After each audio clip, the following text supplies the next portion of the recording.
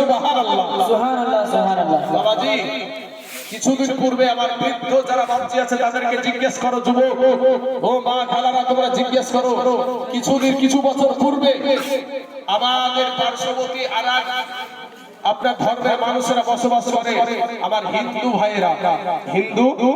ভাইয়েরা তাদের মধ্যে যদি স্বামী মারা যেত, যেটাকে বলা হয় সতীদাহ, স্বামী যদি মারা যেত তাহলে তার বিবিটাকে জীবন্ত জলজান্ত একেবারে তাজা ওই চিতাতে নিয়ে গিয়ে বিবিটাকেও জ্বালিয়ে দিত। শিক্ষিত জ্ঞানীরা গুণীরা আইনের মানুষেরা বললে এই ধর্মের আইনে লাথি মার, আমার জামাই মারা গেছে ঠিক আছে, কিন্তু আমার একটা জলজান্ত আমার একটা বিটি চিতায় বসে বসে আব্বু গো বলে কান্না করবে, আর আমি বাপ হয়ে সেটা সহ্য করতে পারবো না। কিন্তু বাবাজি সেই ধর্মের আইনকে পাল্টিয়ে দেওয়া হলো, কিন্তু আজ থেকে 1400 বছর আগে আমার নূর নবী, আমার দয়ার নবী, আমার মায়ার নবী যে আইন বেঁধে দিয়ে গেছে, যে আমাদেরকে সংবিধান দিয়ে গেছে, যেই কথা আমাদেরকে বলে গেছে, ওই আইনের উপরে আমরা আগেও ছিলাম, এখনো আছি এবং কিয়ামত পর্যন্ত থাকবো। জোরে বলে ইনশাআল্লাহ ইনশাআল্লাহ। আজকে আমার মা খালারা ভাবছেন যে আমাদেরকে কোনো সম্মান দেওয়া হয় না, স্বাধীনতা দেওয়া হয় না, কিন্তু মাগো যারা তোমাকে আজকে উস্কানি দিচ্ছে, যারা তোমাদেরকে আজকে উস্কানি দিচ্ছে, শোনো মা আমি তোমাদেরকে বলে যাই যে এই ভারতবর্ষের জমিনে গুজরাটের বুকে 2002 সালে মধুরা স্টেশনে ট্রেনের বগিতে আগুন লাগাকে কেন্দ্র করে আমার হাজার হাজার এরকম মুসলমান যুবক ছেলেদেরকে গ্যাস পেট্রোল দিয়ে জ্বালিয়ে পুড়িয়ে শেষ করে দিয়েছিল। আপনার আমার মা বোনদেরকে গুজরাটের মহিলাগুলা যাদের পেটে 8 মাসের বাচ্চা, 9 মাসের বাচ্চা, 10 মাসের বাচ্চা, এই মহিলাগুলা পুলিশকে গিয়ে বলেছিল পুলিশ বাবু আমাদের জন্য একটু নিরাপত্তার জায়গা করে দিন। ওই পুলিশগুলা বিশ্ব হিন্দু পরিষদকে লেলিয়ে দিয়ে ওই সমস্ত মহিলাদের পেটে চিরে আপনার সন্তানটাকে বের করে তীরের আঘাতে করে খেলা করেছিল। সেই জিনিসটা ছিল 2002 সালের মধুরা স্টেশনে আগুন লাগাকে কেন্দ্র করে। ও মুসলমান মা খালারা, সেই গুজরাটে তখন আপনার প্রধান মুখ্যমন্ত্রী ছিল নরেন্দ্র মোদী। এখন বলে 3 তালাক দেওয়া যাবে না, 3 তালাকে মুসলমান মহিলাদের জন্য তাদের সম্মান কেড়ে নেওয়া হয়, তাদের অধিকার কেড়ে নেওয়া হয়। কিন্তু না বা ইসলাম যেটা আইন করে দিয়েছে, ইসলামের আইনকে আজ পর্যন্ত কেউ উল্টোপাল্টা করতে পারে নাই, কিয়ামত পর্যন্ত পারবে না। জোরে বলুন সুবহানাল্লাহ সুবহানাল্লাহ সুবহানাল্লাহ। বাবা যে আমার সোনা মানিকেরা, আমার ভাই, আমার মা খালারা গো, আজ ভাবছো যে আমাদেরকে সরকার পাওয়ার দিয়েছে, আজকে ভাবছো সরকার পাওয়ার দিয়েছে, তোমার স্বামীকে যেমনি পারো তেমনি ঘোরাচ্ছ। কিন্তু মা সেই দিন গুজরাটের বুকে যখন তোমাদের পেটকে চিরে সন্তানগুলোকে বের করে তীরের আঘাতে করে খেলা করেছিল, ওই গুজরাটের বুকে নরেন্দ্র মোদী তখন মুখ্যমন্ত্রী বাবা, তখন আজ মুসলিম মহিলাদের উপরে তার চোখ পড়েছে। সেদিন কি আর চোখের ঠাকা পড়েছিল না? এরকম না বাবা। আসল কথা হলো মহিলাদেরকে উস্কিয়ে দিয়ে মহিলাদের ঈমানটাকে ধ্বংস করা। আর মহিলা যদি আপনার এদিক ওদিক হয় তাহলে তার বাড়ি শেষ হয়ে যাবে। হে ব্রাদার ইসলাম মুআজ্জাজ সামির ইকরাম, মহিলাদের সন্তানদের প্রথম শিক্ষিকা হলো তার মা। প্রথম শিক্ষিকা হলো তার মা। তার মা দিচ্ছে মোবাইল উঠায়া, তার মা দিল মোবাইল তুলে ওই বাচ্চার হাতে, ওই বাচ্চার তার মাকে যে ভাব দিবে বৃদ্ধকালে কি করে আশা করা যায়? আজ আমাদেরকে মাদ্রাসায় পড়িয়েছে ভাই, আমার বাবা মা মাদ্রাসায় পড়িয়েছে, আমার এখানে হুজুররা যারা বসে আছে মাদ্রাসায় পড়িয়েছে তাদের বাবা মা। আমাদের বাবা মা, বাবা আপনাদেরকে বলি যে জীবন চলে যাবে ভাই, তারপরও মা বাপকে ফেলতে রাজি না। কারণ আমার মার মনে আঘাত দিয়ে কষ্ট দিয়ে আমি যতই বড় বক্তা হই না কেন, যতই বড় মুফতি হই আর মুহাদ্দিস হই না কেন, মক্কা মদিনার ইমাম হইয়াও আল্লাহর জান্নাতে যাওয়া হবে না। কিন্তু প্রথম থেকেই তো শিক্ষা দিচ্ছেন, কুশিক্ষা, সুশিক্ষা তো দিলেন না। বাবাজি খাজা মাইনুদ্দিন চিশতি রহমাতুল্লাহ আলাইহি, ওনার মা যখন ভারতের জমিনে পা রাখলেন, খাজা মাইনুদ্দিন চিশতি রহমাতুল্লাহ আলাইহি একটা নয় দুটো নয় 80 থেকে 90 লক্ষ বিধর্মীকে কালেমা পড়ে মুসলমান বানিয়েছিলেন। জোরে বলেন সুবহানাল্লাহ সুবহানাল্লাহ সুবহানাল্লাহ। সেই খাজা মাইনুদ্দিন চিশতি রহমাতুল্লাহ আলাইহি যখন মায়ের দ্বারে গেলেন, মনটা বড় আনন্দিত, মনটা বড় ফুর্তি। মা বলছে বেটা মঈনুদ্দিন রে, ওর বেটা মঈনুদ্দিন, তোমার মনটা বড় আনন্দিত দেখা যায়, কি ব্যাপার, বিষয়টা কি, ব্যাপারটা কি? মঈনুদ্দিন একটা ডাক দিয়ে বলে, মা গো, আমি ভারতের জমিনে, হিন্দুস্তানের জমিনে পা রেখেছিলাম মা, আমি ওখানে গিয়া একটা নয় দুটো নয়, আমি 80 থেকে 90 লক্ষ বিধর্মীকে কালেমা পড়ে মুসলমান বানায় আসি। মা জননী একটা ডাক দিয়া বলে, বেটা মঈনুদ্দিন, ও বেটা মঈনুদ্দিন, এটাতে তোমার কোনো গর্ব করার কোনো সুযোগ নাই, এটাতে তোমার আনন্দিত হওয়ার কোনো সুযোগ নাই। মঈনুদ্দিন একটা ডাক দিয়ে বলে, মা গো, কেন গো মা, আমি কেন এই জায়গা থেকে আমি কেন আনন্দিত হব না? যারা হাতে হাত দিয়ে কালেমা পড়ে 80 থেকে 90 লক্ষ বিধর্মী কালেমা পড়ে মুসলমান হলো, ও মা কেন আনন্দিত হব না? এবার মঈনুদ্দিনের মা বলে, বেটা মঈনুদ্দিন রে, ওরে বেটা, তুই যা কিছু হয়েছিস আমি মা জননীর ত্যাগের কারণে হয়েছি। সুবহানাল্লাহ। হে বাবাজি আমার সোনা মানিকেরা, মঈনুদ্দিন একটা ডাক দিয়ে বলো, মা কি ত্যাগ স্বীকার করেছো মা আমার জন্য, কি ত্যাগ স্বীকার করেছো গো মা আমার জন্য? এবার মা বলছে, বেটা মঈনুদ্দিন রে, ওরে বেটা মঈনুদ্দিন, আমি তোর মা যখন জানতে পারলাম রে বেটা আমার পেটে সন্তান এসেছে, আমার পেটে আমি গর্ভবতী হয়েছি, আমি তোর মা তোকে পেটে নিয়া আমি একটা রাত্রি তাহাজ্জুদের নামাজ আমি কাজা করিনি। জোরে বলেন সুবহানাল্লাহ। সুবহানাল্লাহ। আর আমাদের মা তাহাজ্জুদের নামাজ কিরণ মালা, পেটে বাচ্চা নিয়ে বাবাজি কিরণ মালা দেখা ছাড়ে না। যদি রাতের বেলাতে কাজা হয়ে যেত বাবা, সকাল বেলায় ওই কাজা ওই পর্বটাই সকাল 9টা বা 8টা এরকম একটা টাইমে দিত। সকাল বেলায় তড়ি ঘড়ি কাজকে সেরে নিয়ে আপনার একেবারে রেডি, রাতে দেখতে পাই এই জিনিস চলে যাবে, পেটে বাচ্চা, এই বাচ্চা কি করে বাবা সঠিক সন্তান, সঠিক আদর্শের বাচ্চা হবে। হাই রে কিরণ মালার জ্বালা, হাই রে কিরণ মালার এত জ্বালা, এ যদি বুঝিতাম তাইলে কি আর ডিশ চ্যানেলে ছবি দেখিতাম। স্বামী আমার গরিব মানুষ, এ পকেটে নাই টাকা, কেমনে আমায় কি না দিবে কিরণ মালার জামা। স্বামীর কাছে টাকা নাই তো এনে দিতে পারছে না, তো 22 মুখখানা করে পাথর করে ফেলেছে। মুখ ভারে দেখে বলছে, সাথী তুমি রাগ করো না, এ সাথী তুমি রাগ করো না, এ খোলো তোমার আখি, তোমার জন্য কি ন্যায় আনবো নতুন জামা পাখি। এই তো অবস্থা আমাদের সমাজে। না এমনিতে বাবাজি বাপের বাড়ি চলে যাবে, ইও তো গুড় করে দূরে ওড়াবে, বুঝতে পারছেন না? বাবাজি আমার সোনা মানিকেরা, মঈনুদ্দিন ডাক দিয়ে বলছে, মঈনুদ্দিনের মা বলছে, বেটা রে, শুধু তাই না রে বেটা, আমি তোর মা, তুই যখন দুনিয়ার জমিনে পোষানো হয়ে গেলি রে বেটা, আমি তোর মা, একটা দিন আমি বিনা অজুতে ওযু না করে আমি তোর মুখে স্তনের দুগ্ধ দিই। রাজরে বলেন সুবহানাল্লাহ। সুবহানাল্লাহ। সুবহানাল্লাহ। আর আমাদের মা, আরে বাবা কোথা থেকে আপনার পেশাব ফিরে এলো, পায়খানা করে এলো, হাত মুখ ধোয়া নাই সেই দিয়ে কাঁদছে, সাথে সাথে বাবা দিয়ে দিল। এবার ছেলে রেখেছে চিৎকার করে, কাঁদতার ইমাম সাহেবের জালকা, হুজুর কাঁদে, হুজুর কাঁদে, হুজুর কাঁদে, দে ফু দে, ফু দে। কিন্তু নিজে সঠিক হতে হবে মা, তোমার সন্তান কান্না করবে না। তুমি সঠিক জায়গায় এসে তোমার সন্তান কান্না করবে না। মুসলমান বাবাজি, আমার ভাই জানেরা, আমার পর্দার আড়ালের মা খালা গো, ও মা, ও যুবকেরা, তোমরা ফিরে এসো ভাই, তোমাদের পা দুখানা আগে আদো ভাই। আমি নামাজের ওই বিষয়টাতে আমার মনে আছে ভাই, আমি ইনশাআল্লাহ ওটা বলে আমার বক্তব্য ইতি করবো বাবাজি। সোনা মানিকের আমার ভাই জানেরা, মোটামুটি 5 মিনিট কম 2 ঘন্টা হয়ে গেল।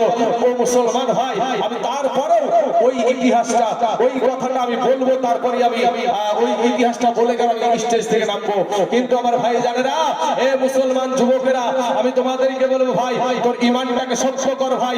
আমরা কালেমার ভাই, এ আমার বোনেরা, তোমরা আজকে তোমাদের কানে কথা লাগে না বোন রে, তোমাদের জন্য যে আমরা লড়াই করব, যুদ্ধ করব, জীবন দিব, তো তোমাদের তো আদর্শ দেখানোর দরকার আছে নাকি ভাই? হ্যাঁ, তোমাদের আদর্শ দেখানোর দরকার আছে। আমাদের কর্ণাটকের জমিনে একটা বোন, যার নাম হলো মুস্কান খান, নাম শুনেছেন তো নাকি? হ্যাঁ, মুস্কান খান কলেজে যাচ্ছে ভাই, যুবকরা কলেজে যখন যাচ্ছে, এ যুবকরা শোনো, আমার মা খালারা শোনো, ওই বোনটাকে নিয়ে আমাদের মতন যুবকেরা সব সময় জীবন দেওয়ার জন্য প্রস্তুত। কারণ ওই বোনটার জন্য আমরা জীবন দিতে পারলে আমাদের মৌতটা হবে শহীদ মৌত। কথা ঠিক না বেটি? জি ঠিক ঠিক বাবাজি, ওই বোনটাকে এই কর্ণাটকের জমিনে কলেজে যখন যাচ্ছে, স্কুটি থেকে নেমেছে, এমন সময় আমার বোনটা যখন পর্দা করে যাচ্ছে, তার অপরাধ কি? বুরখা পরে যাচ্ছে। আর বাবাজি, এমন সময় একাংশ আপনার উগ্রপন্থী হিন্দু, আপনার সব হিন্দু খারাপ নয়, কিন্তু একাংশ উগ্রপন্থী হিন্দু, এই হিন্দুরা বাবাজি জয় ইসলামের স্লোগান দিয়ে আমার বোনটার দিকে টেনে চলে আসছে। আমার ওই বোনটা তখন, তার পাশে বাবাজি একটা নিজের ভাই ছিল না, তার পাশে একটা তার বাবা ছিল না, তার পাশে একটা কালেমা পড়া মুসলমান ছিল না, তার পাশে একটা কালেমা পড়া যুবক ছিল না। ওই বোনটা একাই আমরা অতগুলো হিন্দুর সম্মুখে বলছে, নারে তাকবীর, আল্লাহু আকবার, নারে তাকবীর, আল্লাহু আকবার। এই ধ্বনি দিয়া শুধু ইন্ডিয়ার জমিন না, বাংলাদেশের জমিন, পাকিস্তানের জমিন, আমেরিকার জমিন, ইসরায়েলের জমিন, আফগানিস্তানের জমিন, যত আপনার যত বিধর্মী দেশ আছে, পুরো পৃথিবীকে এই বোনটা আমার কাঁপায়া দিয়েছিল। সুবহানাল্লাহ, সুবহানাল্লাহ, সুবহানাল্লাহ। বাবাজি, এই সমস্ত এদের ইমানের শক্তি আছে, ইমানের জোর আছে, কিন্তু আমাদের মা বোনেদের হায় হায় হায় হায় বলা বড় শুনতে ভালো লাগে না। মা গো, মা মায়ানমারের জমিনের মা, ও মা জননী, ও যুবকেরা, ভাই যুবক, তোমার আজ ভালো লাগে না ভাই? তোমরা কত মানুষ বসেছিলে, উঠে উঠে উঠিয়ে যাচ্ছে। আমি কিন্তু ভাই জোর করে বসতে বলবো না, কারণ আল্লাহ যাকে হেদায়েত করবে সেখানে বসেই থাকি।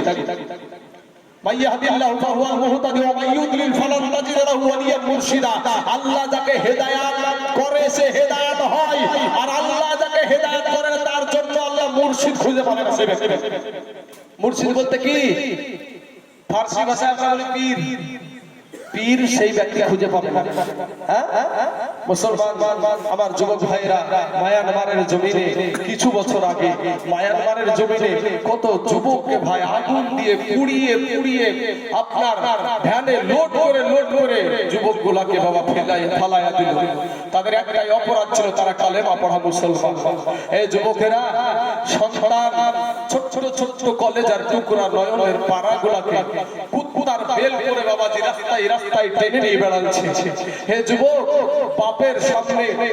বাপের সামনে মেয়েকে ধর্ষণ করেছে, স্বামীর সামনে বিবিকে ধর্ষণ করেছে। হে যুবকেরা, আমার ভাই জানেরা, আজকে তুমি সেই আল্লাহকে ডাকতে রাজি না, আজকে তুমি আল্লাহকে ডাকতে রাজি না। ভাই যুবক, ফিরে এসো, আমার আল্লাহর কাছে তওবা করো রে ভাই, আল্লাহর কাছে তওবা করো। এই দুনিয়াটা কিচ্ছু না ভাই। শোনা, আজকে তুমি রূপের বাহাদুরি দেখাও, আজকে তুমি রূপের বাহাদুরি খাও। ও মা খালারা, রূপ যৌবন তোমার থাকবে না। কবি বলছেন, রূপ যৌবনে যদি রূপ যৌবনে যদি থাকে অহংকার, আর গরু স্থানে যাইয়া দেখো হাও কথাকার। ই কত যে সুচর নারী, ই কবরে শুইয়া, কত যে সুচর ছেলে, ই কবরে শুইয়া, রূপ যৌবন গেল মাটিতে মিশিয়া। যাহাদের রূপে বড় গর্বিত ছিল, তাহাদের রূপ দেখো মাটিতে খাইল। উঠাও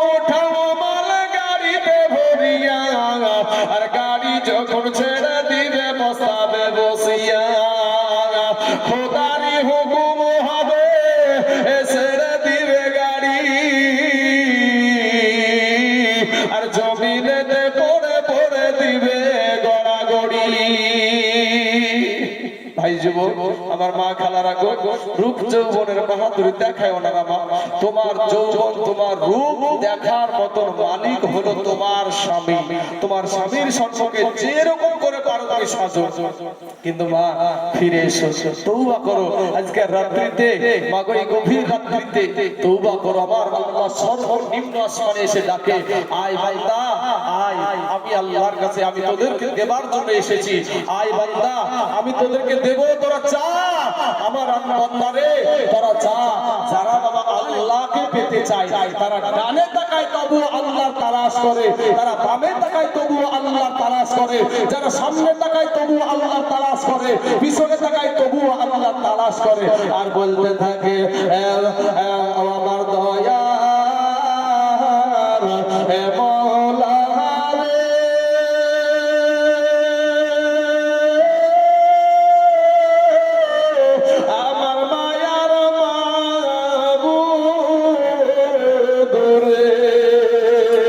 কোথায় গেলে পাইব তোমার ঠিকানা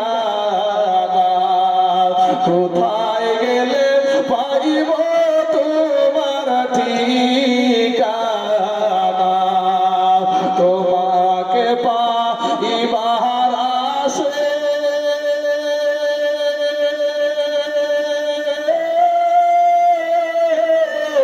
ঘুরিয়া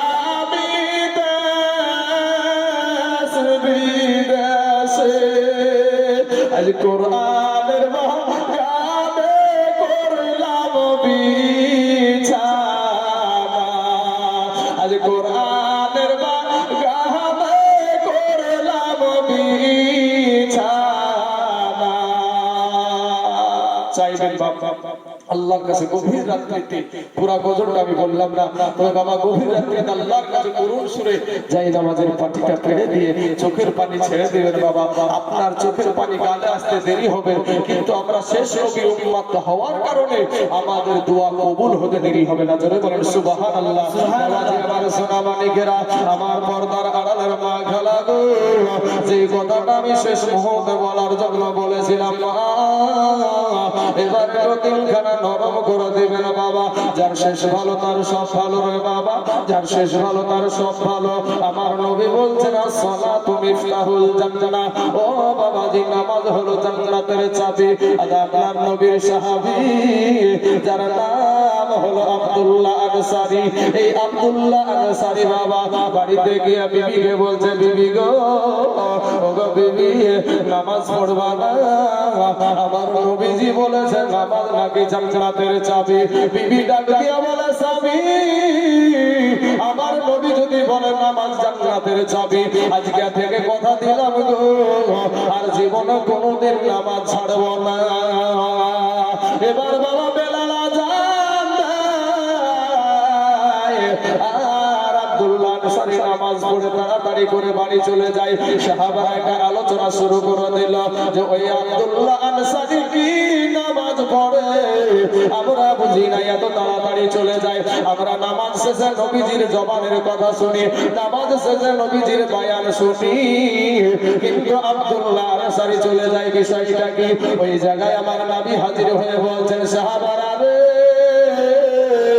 তোমরা কিসের আলোচনা করো রে সাহাবারা সাহাবারা বলছেন ইয়া রাসূলুল্লাহ ইয়া হাবিবাল্লাহ নবী গো আপনার একজন সাহাবী যার নাম হলো আব্দুল্লাহ আনসারী কি নামাজ পড়ে জানি না গো নবী তাড়াতাড়ি করে আবার তাড়াতাড়ি করে চলে যায় বিষয়টা কি ব্যাপারটা কি আমার নবী বললেন সাহাবারা তোমরা পিছনে কোনো আলোচনা করিও না আমি নবী তদন্ত করে দেখব ওই আব্দুল্লাহ আনসারী কি নামাজ পড়ে আমার নবী আপনার নবী বাবা টুক টুক টুক টুক টুক টুক টুক টুক টুক টুক করে বাবা ওই আব্দুল্লাহ আনসারীর বাড়িতে বাবা চলে গেলেন বাড়ির দরজা থেকে তিনবার সালাম দিলেন একবার সালামে কোনো জবাব আসলো না দুইবার সালামে কোনো জবাব আসলো না তিনবার সালাম যখন নবী আমার দিলেন গো তিনবার সালামের জবাব আসলো না নবী আমার আবার ব্যাগ চলে আসছে।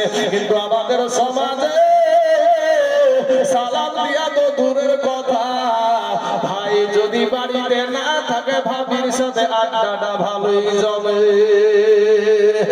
আমার নবীর আদর্শ দেখেন, তিনবার সালাম দেওয়ার পরে যখন জবাব না আসলো, আমার নবী ফিরে চলে আসছেন। এইদিকে বিবি বাবা একটা স্বামীর কাছে গিয়ে বলছেন, স্বামী গো, আমার দয়ার নবী আমাদের দরজায় এসেছিলেন, তিনবার সালাম দিয়েছেন, তিনবার সালাম দেওয়ার পরে জবাব না পাওয়ার কারণে নবী আমার ব্যাগ চলে গেছে। ওগো স্বামী, তাড়াতাড়ি করে যান, যদি আমার নবীর মনে যদি একটু কষ্ট লেগে যায়, আমরা দুই স্বামী স্ত্রী যে নামাজ পড়ি এটা কোনো কাজে লাগবে না। স্বামী বাবা একটা দৌড় বেড়ে গিয়ে দেখছে আমার নবী, আপনার নবী অনেকটা পথ চলে গেছে। বাবা এত জোরে দৌড় দেয়, পিছন থেকে যে ডাক দিবে তার কোনো সুযোগ নাই, কারণ এমন নবী গো, আমার নবীকে পিছন থেকে ডাকা শোভা পাই না। বাবা আমার নবী পিছন দিকে তাকায় দেখেন আব্দুল্লাহ আনসারী দৌড়াচ্ছেন। আব্দুল্লাহ আনসারী কাছে এসে বলছেন, ওয়া আলাইকুমুস সালাম ইয়া রাসূলুল্লাহ। আমার নবী বলছেন, ও আব্দুল্লাহ আনসারী গো, তিনবার সালাম দিলাম, কেন তুমি সালামের উত্তর দিলা না? কি এমন অসুবিধার ভিতরে ছিলা? কি এমন তুমি অসুবিধার ভিতরে ছিলে? একটা বার বলো। আব্দুল্লাহ আনসারী বলছেন, ইয়া রাসূলুল্লাহ, ইয়া হাবিবাল্লাহ, নবী গো, আপনি একদিন বয়ান করেছিলেন, ওয়াজ করেছিলেন, as-সালাতু মিফতাহুল জান্নাহ, নামাজ নাকি জান্নাতের চাবি। ওগো নবীজি, সেই দিন থেকে আমরা দুই স্বামী স্ত্রীতে নামাজ পড়ি গো নবী, এখন নামাজ কাজা করি না। তবে নবী গো, আমি এত গরিব মানুষ, এত গরিব মানুষ গো নবী, আমি যখন মসজিদে যাই আমাদের পরনে মাত্র একটাই কাপড় গো নবী, কাপড়ে দুই স্বামী স্ত্রী নামাজ পড়ি গো নবী। নবী গো, তারপরেও আমরা নামাজ কাজা করি নাই। আমার ঘরের ভিতরে একটা গর্ত খনন করেছি, ওই গর্তের ভিতরে আমার বিবিকে রেখে দিয়া আমি মসজিদে যাই। মসজিদ থেকে নামাজটা পড়ে তাড়াতাড়ি করে বাড়ি এসে আমি গর্তের ভিতরে বসে যাই, আর আমার বিবিকে ওই কাপড়টা দিয়ে দিই, ওই কাপড়টা পরিধান করে আমার বিবি তখন নামাজ আদায় করে। ওগো নবীজি, ওই অবস্থায় আমি আপনাকে সালাম দেওয়ার মতন যোগ্য না, ওই সব আপনার মতন সালাম নবীর সালাম দেওয়ার মতন যোগ্য না। নবী গো, ওই গর্তের ভিতরে আমি বসা ছিলাম। আমার নবী, আপনার নবী বলছেন, আব্দুল্লাহ আনসারী রে, চলো যাই ওই গর্তটা শরীয়ত সম্মত আছে কিনা দেখি। আমার নবী, আপনার নবী গিয়ে দেখছে, বাবা ওই গর্তটা এত গভীর ছিল, ওই গর্তের ভিতরে মানুষ আছে কিনা তাও বোঝা যায় না। জোরে বলেন সুবহানাল্লাহ। আমার নূর নবী, দয়ার নবী, দুই চোখের পানি ছেড়ে দিয়ে কাঁদতে আর বলে, সাহাবী রে, আমি আব্দুল্লাহ আনসারী তোকে বলে গেলাম রে সাহাবী, আমি নবী বলে যাচ্ছি, তোর জান্নাতের চাবি আদায় হয়ে গেছে। জোরে বলেন সুবহানাল্লাহ। সুবহানাল্লাহ, সুবহানাল্লাহ। আর আমাদের শোকেস ভর্তি করা কাপড়, শোকেস ভর্তি করা কাপড়, তারপরেও নামাজ পড়ে, তারপরেও নামাজ নাই। এই মুসলমান বাবাজিরা, আমার ভাই জানেন, আমার মা খালারা গো, এই কাপড় নিয়ে তো আপনি কবরে যাবেন না। তাই আপনাদেরকে অনুরোধ করব যে আপনারা নামাজটা পড়েন, আপনারা নামাজ পড়েন। আপনাদেরকে বেশি কিছু করার দরকার নাই। রমজান মাসে রোজা রাখেন, নামাজ পড়েন, পর্দা করেন, স্বামীর খিদমত করেন, জান্নাত আপনার জন্য ওয়াজিব হয়ে যাবে। কিন্তু এক মঘা বাবাজি और बीबी पानीতে পড়ে গেছে, বন্যার পানিতে সুরতে স্রোত চলছে, মানে পানিটা চলে যাচ্ছে একদিকে, পূর্ব থেকে ধরেন পশ্চিমে পানিটা যাচ্ছে। তো এই জায়গাতে পড়েছে, তো পশ্চিম দিকে পানি যাচ্ছে, তাহলে পশ্চিম দিকে মানুষটাও ভেসে যাবে, তাই না? পশ্চিম দিকে যাবে। তো এখন ওই মহিলারা যে পানিতে পড়ে গেছে, একজন দেখে নিয়েছে, দৌড়তে দৌড়তে গিয়ে আপনার স্বামীকে গিয়ে, ভাইরে তোর বিবি পানিতে পড়ে গেছে। তাই নাকি? তো হ্যাঁ হ্যাঁ, তো কোথায় পড়েছে রে? তুই এসে বাবাজি ওই জায়গা দেখে দিয়েছেন, এই জায়গাতে পড়েছে। তো পানি যাচ্ছে বাবা পশ্চিম দিকে, ও মঘা তখন জড়াইছে পূর্ব দিকে। তো পানি যায় পশ্চিম দিকে, তোর বোয়া বাচ্চা পূর্ব দিকে যাবে না পশ্চিম দিকে যাবে না? তো বলে ভাই পানি যাচ্ছে পশ্চিম দিকে, এটা সঠিক, কিন্তু ওকে যেদিন থেকে আমি বিয়ে করেছি সেদিন থেকে ও উল্টিয়া চলা ছাড়া সোজা চলতে জানে না। তাই আজকে ও পানিতে পড়ে ও সোজা লাইন দিয়ে গেছে।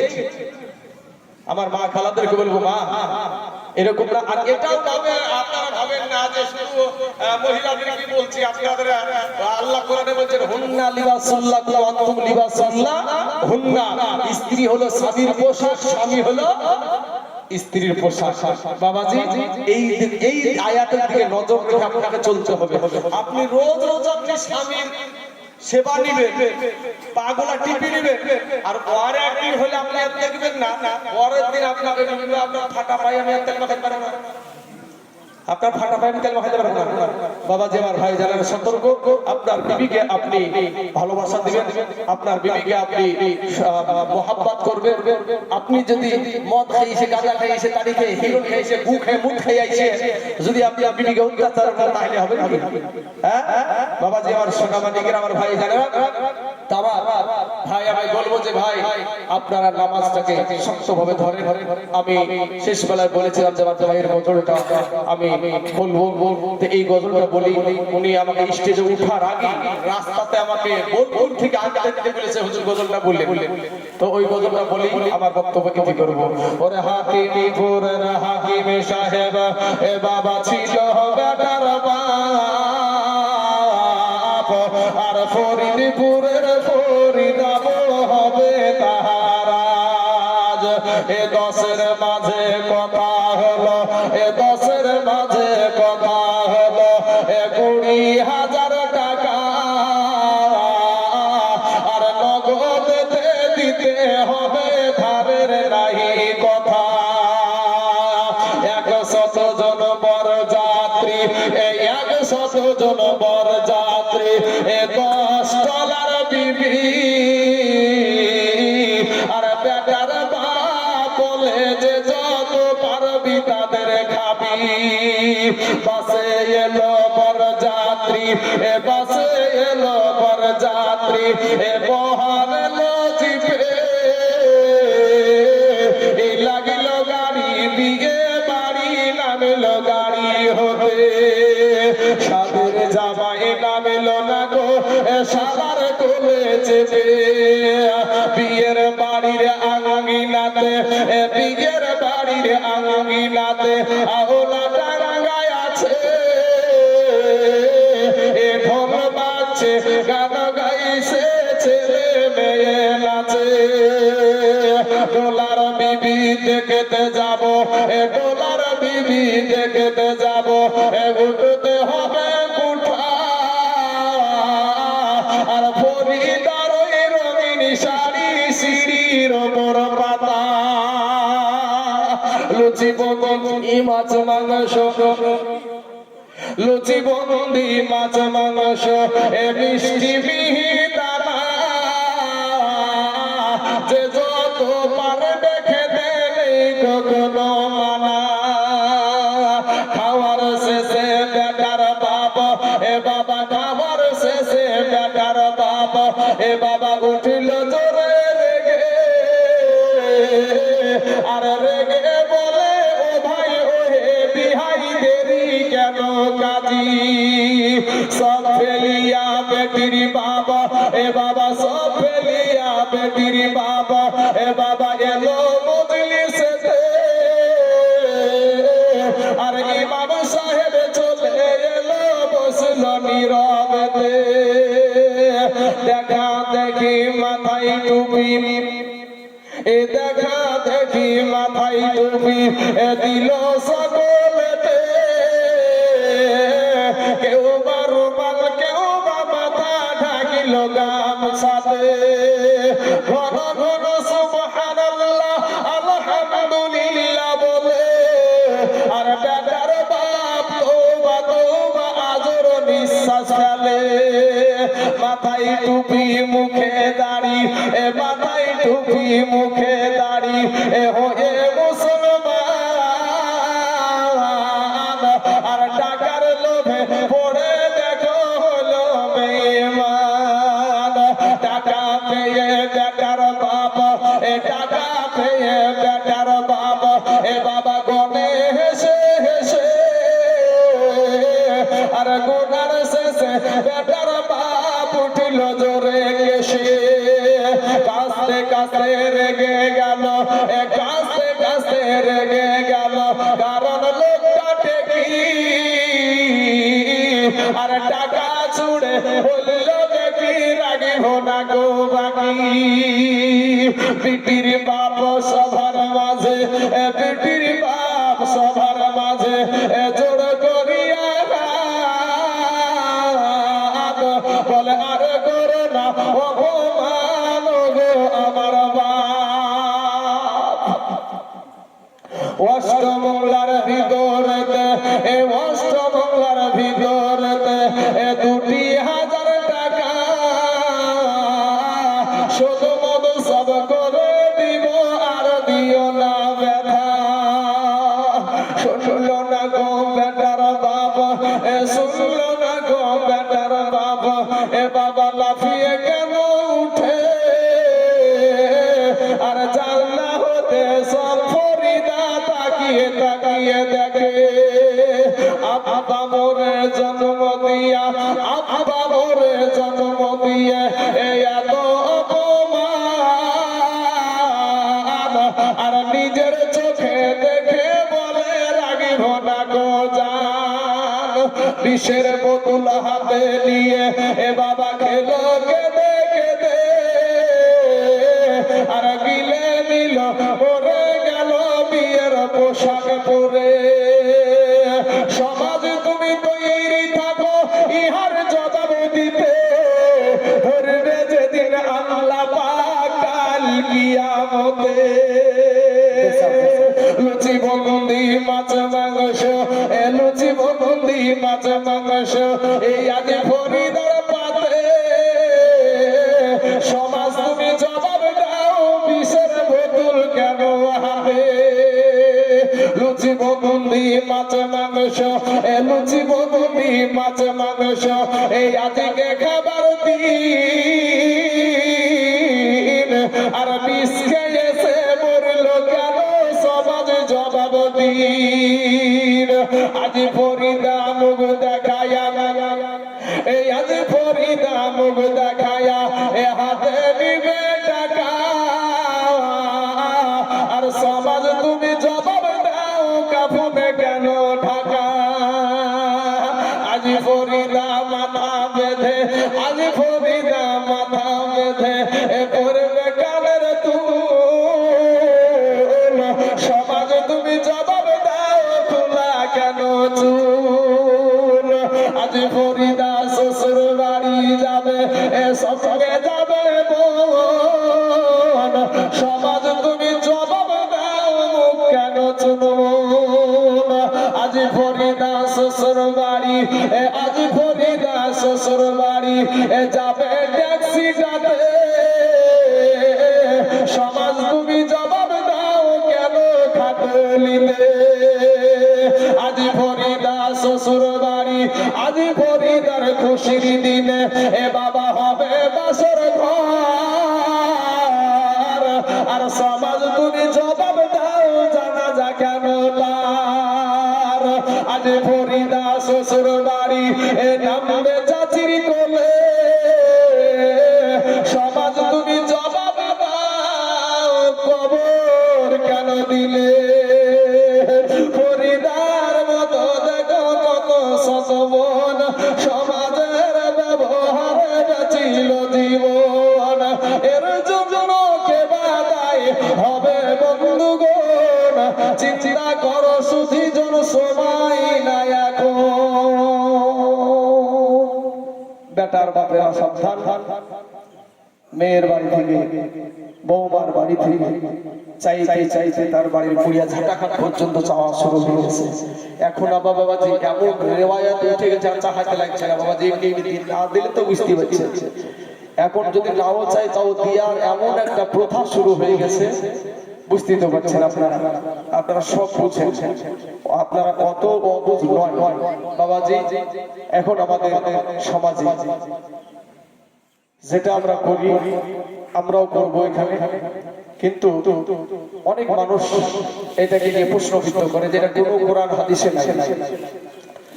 সুরানে আবু দাউদ 4775 নম্বর হাদিস, হাদিস খানার মতন এইরকম, আন আবি হুরায়রা রাদিয়াল্লাহু তাআলা আনহু قال قال رسول الله صلى الله عليه وسلم يجلس معنا في المسجد يحدثون فإذا قام قمنا قياما। জোরে একবার বলুন সুবহানাল্লাহ।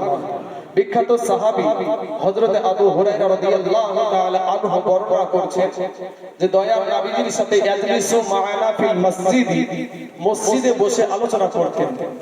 তো নবী যখন দাঁড়িয়ে কিয়াম করতেন তো নবীর সম্মানার্থে সাহাবারাও কিয়াম করতো। জোরে বলেন সুবহানাল্লাহ। সুবহানাল্লাহ। কতক্ষণ ধরে দাঁড়িয়ে থাকতেন? কিয়ামের অর্থ হলো দাঁড়ানো। কতক্ষণ দাঁড়িয়ে থাকতেন? নবীজি যতক্ষণ পর্যন্ত তার কোনো বিবির ঘরে প্রবেশ না করতেন ততক্ষণ পর্যন্ত নবীর সম্মানে সাহাবারা কিয়াম করতেই থাকতেন। জোরে বলেন সুবহানাল্লাহ। সুবহানাল্লাহ। বাবাজি আমার সোনা মানিকেরা, আমার ভাইজানেরা, তাহলে আমরা এই যে কিয়াম সাহাবারা করেছে সেই কিয়াম আমরাও করব ইনশাআল্লাহ। করবেন তো নাকি? জি আলহামদুলিল্লাহ। একটা কথা, আরেকটা জিনিস আপনাদেরকে বলি বাবাজি, মোটামুটি 2.5 ঘন্টা হতে চললো, আর 2-3টা মিনিট আমি আপনাদেরকে বিরক্ত হবেন কি? কয়েকটা আপনার হাদিসের কথা, শিক্ষণীয় বিষয়, এই শিক্ষণীয় বিষয়গুলা বাবাজি আমার সোনা মানিকেরা, শিক্ষণীয় বিষয় যে আমরা যে ঈদ পালন করলাম কিছুদিন পূর্বে, ঈদে মিলাদুন নবী, ঈদে মিলাদুন নবী। ঈদ মানে হলো খুশি, মিলাদ মানে হলো জন্ম সময়, আর নবী মানে হলো নবী।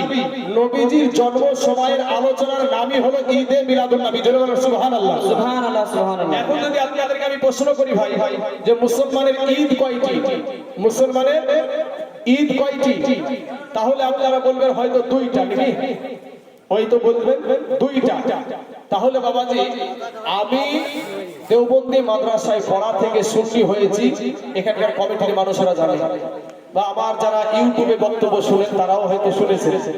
কিন্তু বাবাজি আমি চর্চা করতে গিয়ে মুসলমানদের, আমি চর্চা জীবনে মুফতি সাহেবের হয়তো আরো বেশি পাবে, আমার চর্চা জীবনে একটা নয় দুটো নয় 56টা ঈদের দিন পেয়েছি এক বছরে। জোরে বলেন সুবহানাল্লাহ। সুবহানাল্লাহ। ভাই 56টা ঈদ আমি কয়েক মিনিটের মধ্যে আপনাদেরকে দলিল সহকারে, মুখের কথা দিয়ে দলিল সহকারে বলছি।